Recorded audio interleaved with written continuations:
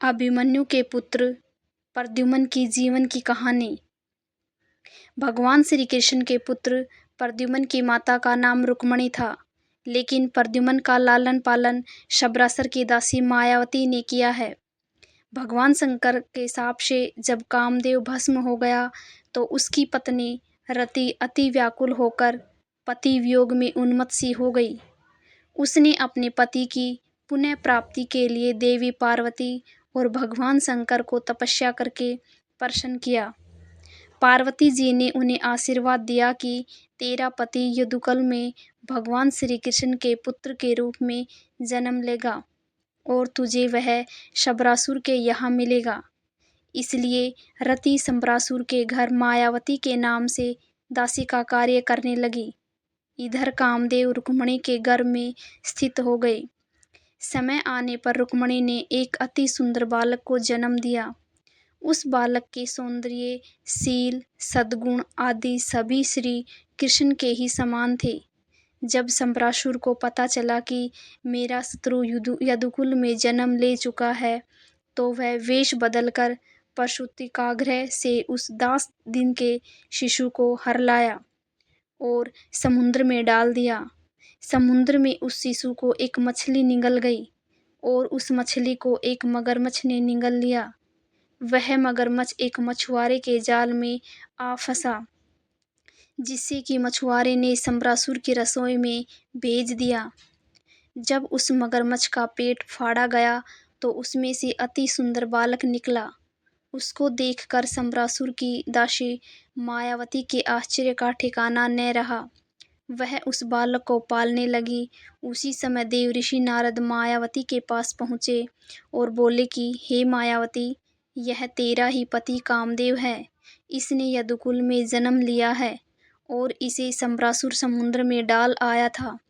तू इसका यत्न से लालन पालन कर। इतना कहकर नारद जी वहाँ से चले गए। उस बालक का नाम प्रद्युम्न रखा गया। थोड़े ही काल में प्रद्युम्न युवा हो गया। प्रद्युम्न का रूप लावण्य इतना अद्भुत था कि वे साक्षात श्री कृष्णचंद्र ही प्रतीत होते थे। रति उन्हें बड़े भाव और लचीली दृष्टि से देखती थी। तब प्रद्युम्न जी बोले कि तुमने माता जैसा मेरा लालन पालन किया है, फिर तुम में ऐसा परिवर्तन क्यों देख रहा हूँ।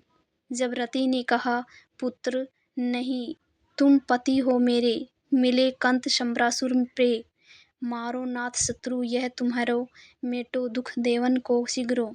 इतना कहकर मायावती रति ने उन्हें महाविद्या प्रदान किया तथा धनुष बाण, अस्त्र शस्त्र आदि सभी विद्याओं में निपुण कर दिया। युद्ध विद्या में प्रवीण हो जाने पर प्रद्युम्न अस्त्र शस्त्रों से सुसज्जित होकर शबरासुर की सभा में गए। शबरासुर उन्हें देखकर प्रसन्न हुआ और सभासदों से कहा कि इस बालक को मैंने पाल पोष कर बड़ा किया है। इस प्रद्युम्न पर बोले कि अरे दुष्ट, मैं तेरा बालक नहीं वरन तेरा वही शत्रु हूँ जिसको तूने समुद्र में डाल दिया था। अब तू मुझसे युद्ध कर। प्रद्युम्न के इन वचनों को सुनकर शबरासुर ने अति क्रोधित होकर उन पर अपने वज्र के समान भारी गदे का शबरासुर किया। प्रद्युम्न ने उस गदे को अपने गदे से काट दिया।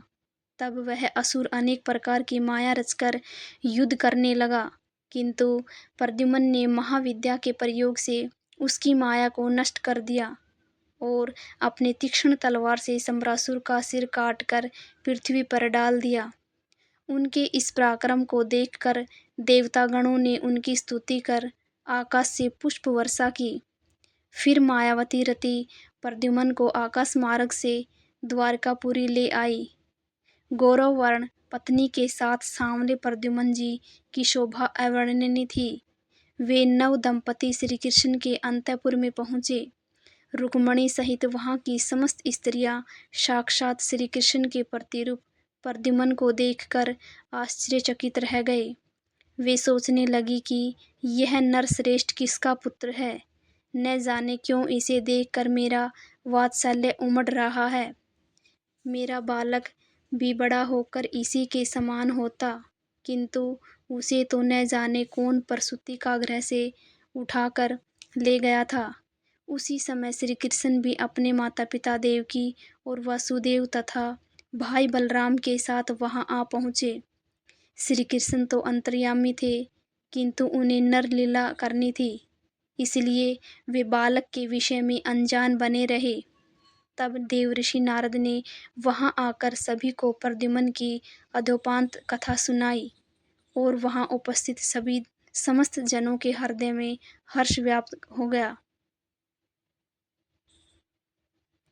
कहानी को अंत तक सुनने के लिए आप सभी का बहुत बहुत धन्यवाद।